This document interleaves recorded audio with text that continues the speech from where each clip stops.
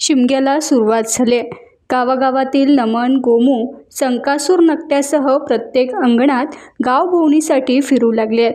सध्या सोशल मीडियाच्या जमान्यात हा गोमूचा नाच बघण्यासाठी गावागावात चाकरमान्यांसह गावकऱ्यांचीही गर्दी होऊ लागली आहे. Yeah.